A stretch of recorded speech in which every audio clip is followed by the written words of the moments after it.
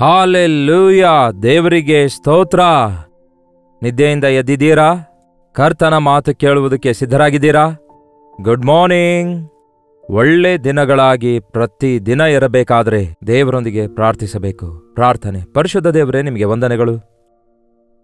ಮತ್ತೊಂದು ಸಾರಿ ನಿಮ್ಮ ಸನ್ನಿಧಿಯಲ್ಲಿ ಕಾದುಕೊಂಡಿದ್ದೇವೆ. ನಮ್ಮೆಲ್ಲರೊಂದಿಗೆ ಮಾತಾಡಿರಿ ಎಂದು ಕ್ರಿಸ್ತನ ನಾಮದಲ್ಲಿ ಬೇಡುತ್ತೇನೆ ತಂದೆಯೇ, ಆಮೇನ್. ದೇವರಿಗೆ ಸ್ತೋತ್ರ. ಯೇಸು ಕ್ರಿಸ್ತನನ್ನು ನಂಬಿದವರು, ಆತನಲ್ಲಿ ನಂಬಿಕೆ ಇಟ್ಟಂಥವರು, ಆತನನ್ನು ಒಡೆಯನೆಂದು ಅಂಗೀಕರಿಸಿದವರು, ಆತನ ನಾಮದಲ್ಲಿ ದೀಕ್ಷಾಸ್ನಾನ ತೆಗೆದುಕೊಂಡು ಆತನಿಗೆ ಸಾಕ್ಷಿಗಳಾಗಿ ಬದುಕುತ್ತಿರುವವರು ಧನ್ಯರು. ಹಾಗಾದರೆ ನೀವು ಅಂತಹ ಧನ್ಯರಾಗಿದ್ದೀರಾ? ನೀವು ಯೇಸುವನ್ನು ನಂಬಿಕೊಂಡಿದ್ದೀರಾ? ನಮ್ಮ ದೇಶದಲ್ಲಿ ಹೇಳ್ತಾ ಇರ್ತಾರೆ, ನೀವು ಆ ಮತದೊಳಗೆ ಇಳಿದು ಹೋದ್ರಾ ಅನ್ನುತ್ತಾರೆ.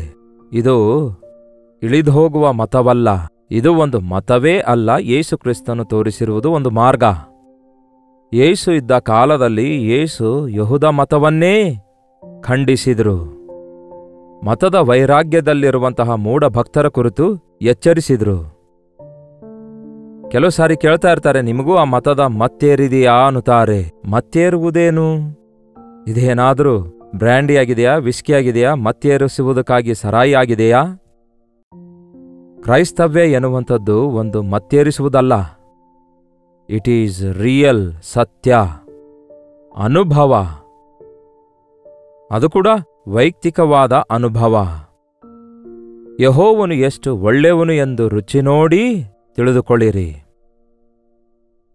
ಆ ಸಮಾರ್ಯದ ಸ್ತ್ರೀ ಯೇಸು ಕ್ರಿಸ್ತನನ್ನು ರಕ್ಷಕನನ್ನಾಗಿ ಅಂಗೀಕರಿಸಿದಾಗ ಆಕೆ ತನ್ನ ಊರೊಳಗೆ ಹೋಗಿ, ನಾನು ಮಾಡಿರುವ ಕಾರ್ಯಗಳೆಲ್ಲ, ನನ್ನ ಸ್ಥಿತಿಯಲ್ಲ, ನನ್ನ ಪರಿಸ್ಥಿತಿಯನ್ನೆಲ್ಲ ನನಗೆ ಒಬ್ಬಾತನು ತಿಳಿಸಿದಾನೆ, ಆತನೇ ಬರಬೇಕಾದ ಕ್ರಿಸ್ತನೇನೋ, ಬಂದು ನೋಡಿರಿ ಎಂದು ಸಾರಿ ಹೇಳ್ತಾಳೆ.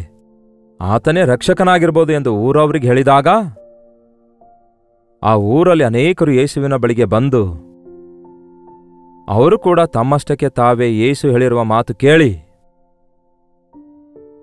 ನೀನು ಹೇಳಿರುವುದರ ಮೇರೆಗೆ ಅಲ್ಲ, ಆದರೆ ನಮ್ಮಷ್ಟಕ್ಕೆ ನಾವು ಕೇಳಿ ನಿಜವಾಗಿಯೂ ಈತನೇ ಲೋಕ ರಕ್ಷಕನಾಗಿದ್ದಾನೆ ಎಂದು ತಿಳಿದುಕೊಂಡಿದ್ದೇವೆ ಎಂಬುದಾಗಿ ಸಾಕ್ಷಿ ಕೊಟ್ಟರು. ನಾನು ಹೇಳಿದ್ದ ಮಾತ್ರಕ್ಕೆ ನೀವು ನಂಬಿರಿ ಎಂದು ಯೇಸು ಯಾರಿಗೂ ಹೇಳ್ತಾ ಇಲ್ಲ. ಇಟ್ಸ್ ಓನ್ಲಿ ಆ ಪ್ರಕಟಣೆ. ಯೇಸುವಿನ ಕುರಿತಾದ ಸುವಾರ್ತೆಯನ್ನು ಪ್ರಕಟಿಸಿರಿ ಅಂದಿದ್ದಾರೆ ಯೇಸು. ಸುವಾರ್ತೆಯ ಕುರಿತು ತಿಳಿಯಪಡಿಸಿರಿ, ಸಾರಿ ಹೇಳಿರಿ ಅಂದಿದ್ದಾರೆ. ಅದನ್ನು ಅಂಗೀಕರಿಸುತ್ತಾರೋ ತಿರಸ್ಕರಿಸುತ್ತಾರೋ ಅವರವರ ಇಷ್ಟ, ಅವರದು ನಿರ್ಣಯ ನಿಮ್ಮದೇ. ಆದರೆ ಬಹಳಷ್ಟು ಜನರಿಗೆ ಬೆಳಕು ಕತ್ತಲೆ ಯಾವುದು ಎಂದು ಗೊತ್ತಿಲ್ಲ, ರಿಯಲ್ ಯಾವುದು ಡುಪ್ಲಿಕೇಟ್ ಯಾವುದು ಎಂದು ಗೊತ್ತಿಲ್ಲ. ಮೋಸ ಹೋಗ್ತಾರಲ್ಲವೇ ಹಾಗಾದ್ರೆ? ಆದ್ದರಿಂದ ರಿಯಲ್ ಆಗಿ ನಿಜವಾದದ್ದು ಯಾವ ರೀತಿಯಾಗಿರುತ್ತೆ ಎನ್ನುವಂಥದ್ದಾಗಲಿ, ಇಲ್ಲವೇ ಸುಳ್ಳಾಗಿರುವುದು ಯಾವ ರೀತಿಯಾಗಿರುತ್ತೆ ಎನ್ನುವುದಾಗಲಿ ತಿಳಿದುಕೊಳ್ಳುವ ಹಾಗೆ ನಿಜವನ್ನು ಪ್ರಕಟಿಸುವಾಗ ಸುಳ್ಳು ತನ್ನಷ್ಟಕ್ಕೆ ತಾನೇ ಬಯಲಾಗ್ತದೆ. ಸಿಹಿಯ ಬಗ್ಗೆ ಹೇಳಿದ್ರೆ ಇನ್ನು ಕಹಿಯ ಬಗ್ಗೆ ಹೇಳುವ ಅಗತ್ಯವೇ ಇರಲ್ವಲ್ಲ. ಬೆಳಕೇನಾದರೂ ತೋರಿಸಿದ್ರೆ ಇನ್ನು ಕತ್ತಲೆಯ ಅಗತ್ಯ ಇರೋದಿಲ್ವಲ್ಲ. ಆದರೆ ಕತ್ತಲೆಯಲ್ಲಿರುವವರಿಗೆ ಬೆಳಕಿನ ಕುರಿತಾಗಿ ಗೊತ್ತಿರೋದಿಲ್ವಲ್ಲ. ಅದಕ್ಕೆ ಯೇಸು ಹೇಳಿದ್ದಾರೆ, ಎಲ್ಲರಿಗೂ, ಸಕಲ ಜನರಿಗೆ ಯೇಸುವಿನ ಕುರಿತಾಗಿ, ರಕ್ಷಕನ ಕುರಿತಾಗಿ, ನಿಮ್ಮನ್ನು ಕ್ಷಮಿಸುವ ದೇವರಿದ್ದಾರೆಂದು, ನಿಮಗೋಸ್ಕರ ಮರಣ ಹೊಂದಿ ತಿರುಗಿ ಎದ್ದು ಬಂದಂತಹ ದೇವರಿದ್ದಾರೆ ಎಂಬುದಾಗಿ ತಿಳಿಯಪಡಿಸಿರಿ ಅಂದಿದ್ದಾರೆ. ಸುವಾರ್ತೆ ಕೇಳಿದವರೆಲ್ಲರೂ, ಯೇಸುವಿನ ಕುರಿತಾಗಿ ಕೇಳಿದವರೆಲ್ಲರೂ ಯೇಸುವಿಗೆ ಮಕ್ಕಳಾಗ್ತಾ ಇದ್ದಾರೋ? ಆಗೋದಿಲ್ವಲ್ಲ. ನಂಬಿ ದೀಕ್ಷಾಸ್ನಾನ ತೆಗೆದುಕೊಂಡವರೇ, ನಂಬಿಕೆ ಇಟ್ಟು ತಮ್ಮ ಜೀವಿತ ದೇವರಿಗೆ ಒಪ್ಪಿಸಿಕೊಟ್ಟವರೇ ದೇವರ ಮಕ್ಕಳಾಗ್ತಾರೆ. ನಾನು ರಕ್ಷಿಸಲ್ಪಡಬೇಕಾದ್ರೆ ಏನ್ ಮಾಡಬೇಕು ಎಂದು ಸೆರೆಯ ಯಜಮಾನನು ಕೇಳಿದಾಗ ದೊಡ್ಡ ಸಿಸ್ಟಮ್, ಏನೇನೋ ನಂಬರ್ಸ್ಗಳು, ಕಸ್ಟಮ್ಸ್ಗಳು, ಇಲ್ಲವೇ ಆಚಾರಗಳು, ಪದ್ಧತಿಗಳು, ಕಾಣಿಕೆ ಅರ್ಪಿಸೋದು, ಹೀಗೆ ಏನೇನೋ ಹೇಳಲಿಲ್ಲ. ಜಸ್ಟ್ ಒಂದೇ ಮಾತು ಹೇಳ್ದ ಆ ಪೌಲ. ಏನಂತ ಹೇಳ್ದ? ಕರ್ತನಾದ ಯೇಸು ಕ್ರಿಸ್ತನಲ್ಲಿ ನಂಬಿಕೆ ಇಡು, ಆಗ ನೀನು ನಿನ್ನ ಮನೆಯವರೆಲ್ಲರೂ ರಕ್ಷಿಸಲ್ಪಡುತ್ತೀರಿ ಎಂದು ಹೇಳುತ್ತಾನೆ. ಯೇಸು ಕ್ರಿಸ್ತನಲ್ಲಿ ನಂಬಿಕೆ ಇಡೋದು. ನಂಬಿಕೆ ಇಡೋದಂದ್ರೆ ಏನು?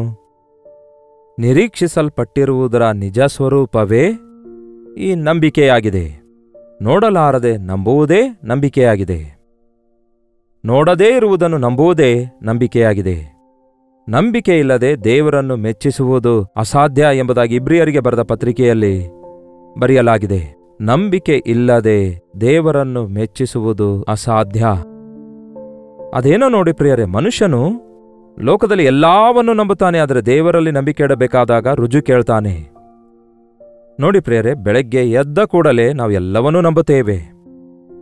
ಝೊಮ್ಯಾಟೋದಲ್ಲಿ ಆರ್ಡರ್ ಕೊಟ್ರೆ ಆ ಆಹಾರ ನಮ್ಮ ಮನೆಗೆ ಬರುತ್ತೆ ಎಂದು ನಾವು ನಂಬುತ್ತೇವೆ. ದುಡ್ಡು ಹೋಗ್ತವೆ, ಬ್ಯಾಂಕ್ನಿಂದಾಗಲಿ ಪೇಟಿಎಂನಿಂದಾಗಲಿ ದುಡ್ಡು ಹೋಗ್ತವೆ, ಅವನು ಊಟ ತರ್ತಾನೆ. ನಾವು ಬೆಳಗ್ಗೆ ಎದ್ದಾಗ ಹೆಂಡತಿ ಕಾಫಿ ಹಾಕಿ ಕೊಟ್ರೆ ಅದರೊಳಗೆ ವಿಷ ಇದೆಯೇನೋ ಮತ್ತು ಪದಾರ್ಥ ಇದೆಯೇನೋ, ನನ್ನ ಹೆಂಡತಿ ಏನಾದರೂ ಬೆರೆಸಿದಾಳೇನೋ ಎಂದು ಟೆಸ್ಟ್ ಮಾಡಿ ಕುಡಿತೀರಾ ನೀವು? ನನ್ನ ಹೆಂಡತಿ ನನಗೆ ಅಪಕಾರ ಮಾಡಲ್ಲ ಎಂದು ನಂಬಿ ಆಕೆ ಏನು ಮಾಡಿ ಹಾಕಿದ್ರೂ ತಿನ್ನುತ್ತೀರಿ, ಕುಡಿಯುತ್ತೀರಿ, ಹೌದಲ್ಲವೇ?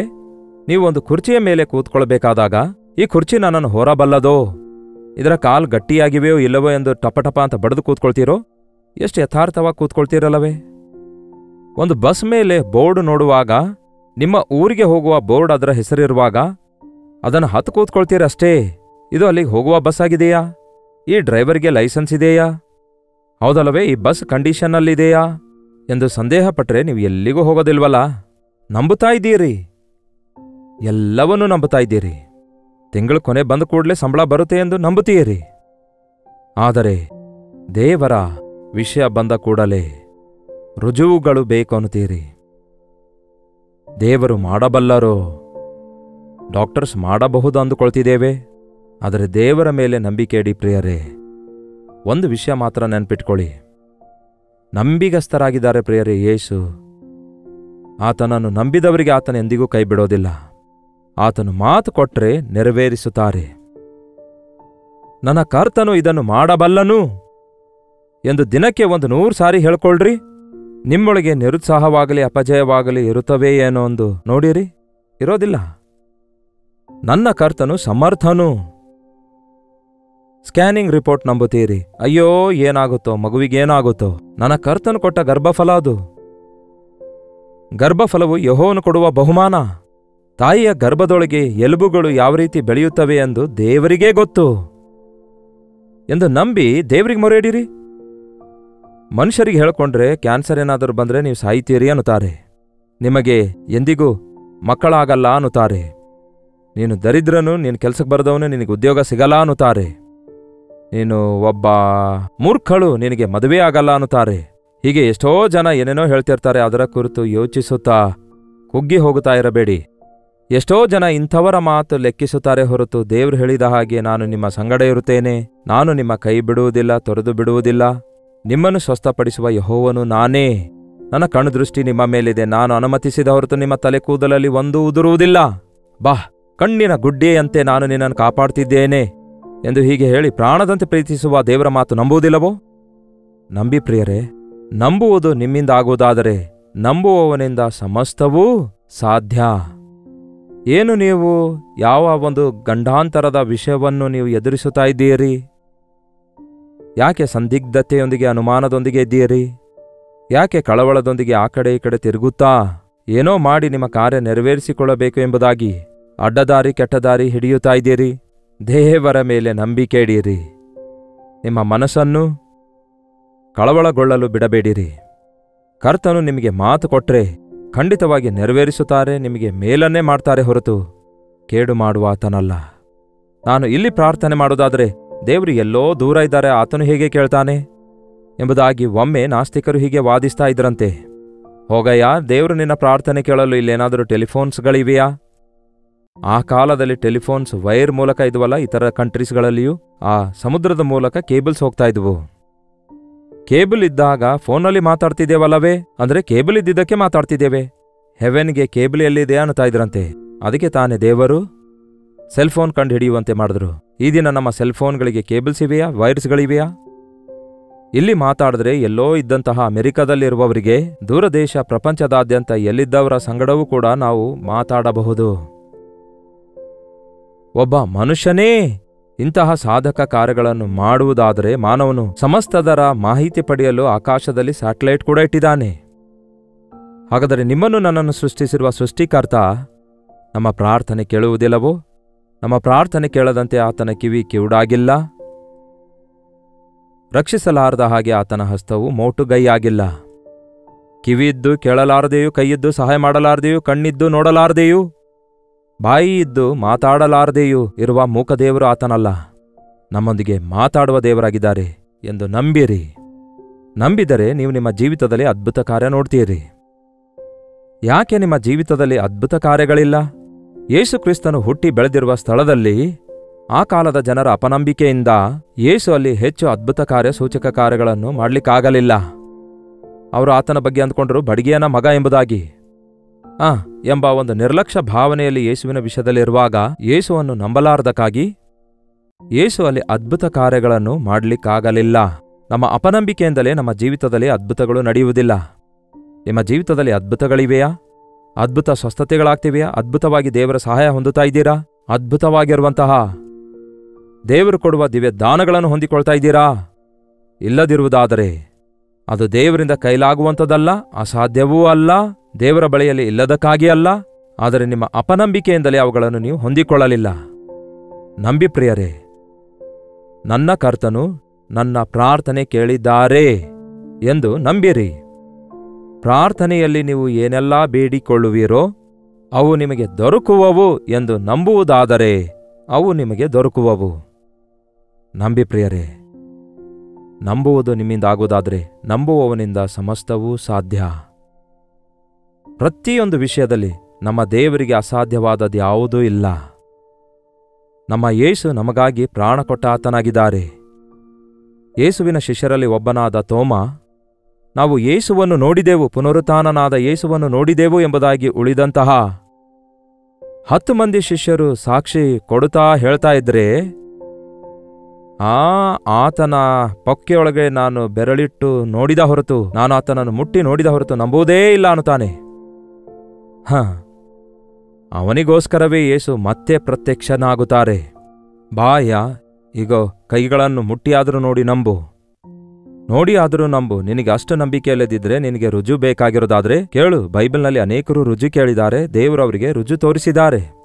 ಅಷ್ಟೇ ಹೊರತು ಅವಿಶ್ವಾಸಿಯಾಗಿ ಉಳ್ಕೊಳ್ಬೇಡಿ, ಮೂರ್ಖನಾಗಿ ಉಳ್ಕೊಳ್ಬೇಡಿ. ನಿಮ್ಮ ಜೀವಿತದಲ್ಲಿ ದೇವರ ಪ್ರಣಾಳಿಕೆ ಅರಿಯಲಾರದವರಾಗಿಯೇ ಉಳ್ಕೊಳ್ಳಬೇಡಿ. ಬಾ ತೋಮ, ನಿನ್ನ ಬೆರಳು ನನ್ನ ಗಾಯಗಳೊಳಗೆ ಇಟ್ಟು ನೋಡು. ನಂಬಿಕೆ ಇಲ್ಲದವನಾಗಿರಬೇಡ, ನಂಬಿಕೆ ಇಡುವವನಾಗಿರು. ಈ ಉದಯಕಾಲ ಸಮಯದಲ್ಲಿ ಈ ಮಾತು ಕೇಳ್ತಿರುವ ನೀವು ವಿಶ್ವಾಸಿಗಳಾಗಿದ್ದೀರೋ ಅವಿಶ್ವಾಸಿಗಳಾಗಿದ್ದೀರೋ? ಕೆಲವೊಂದು ನಂಬುತ್ತೇವೆ, ಕೆಲವೊಂದು ನಂಬುತ್ತಾ ಇಲ್ಲ ಅನ್ನುವುದಾದರೆ ನಿಮ್ಮನ್ನು ಅವಿಶ್ವಾಸಿಗಳ ಪಟ್ಟಿಯಲ್ಲಿ ಸೇರಿಸಬೇಕೋ ಇಲ್ಲವೇ ವಿಶ್ವಾಸಿಗಳ ಪಟ್ಟಿಯಲ್ಲಿ ಸೇರಿಸಬೇಕೋ? ನೀವೇ ಹೇಳ್ರಿ. ಕೆಲವು ಸಬ್ಜೆಕ್ಟ್ಸ್ ಪಾಸ್ ಆಗಿದ್ದೇನೆ, ಕೆಲವು ಸಬ್ಜೆಕ್ಟ್ಸಲ್ಲಿ ಫೇಲ್ ಆಗಿದ್ದೇನೆ ಅಂತ ಹೇಳಿದ್ರೆ ಅವನ ಹೆಸರು, ಆ ಸ್ಟೂಡೆಂಟ್ ಹೆಸರು ಪ್ರಮೋಟೆಡ್ ಲಿಸ್ಟಲ್ಲಿ ಹಾಕ್ತಾರೋ ಇಲ್ಲವೇ ಫೇಲ್ ಆಗಿರುವವರ ಲಿಸ್ಟಲ್ಲಿ ಹಾಕ್ತಾರಾ ಹೇಳ್ರಿ? ಫೇಲೇ ಅಲ್ಲವೋ? ಅದಕ್ಕೆ ಎಲ್ಲಾ ವಿಷಯದಲ್ಲಿ ಯೇಸುವನ್ನು ನಂಬಿರಿ. ಎಲ್ಲಾ ಸಮಯಗಳಲ್ಲಿ ಯೇಸುವನ್ನು ನಂಬಬೇಕು. ಆತನನ್ನು ನಂಬಿದವರಿಗೆ ಆತನು ಎಂದಿಗೂ ಕೈ ಬಿಡೋದಿಲ್ಲ.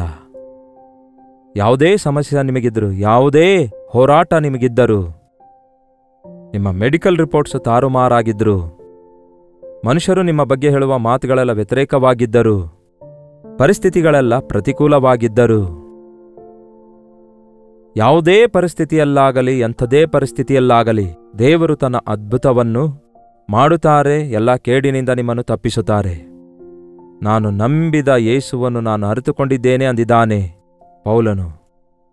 ನೀವು ಎಷ್ಟು ನಂಬಿಕೆಯನ್ನು ಕರ್ತನ ಮೇಲಿಡುತ್ತೀರೋ ಅಷ್ಟೇ ಅದ್ಭುತಗಳನ್ನು ನಿಮ್ಮ ಜೀವಿತದಲ್ಲಿ ನೀವು ಕಾಣುತ್ತೀರಿ.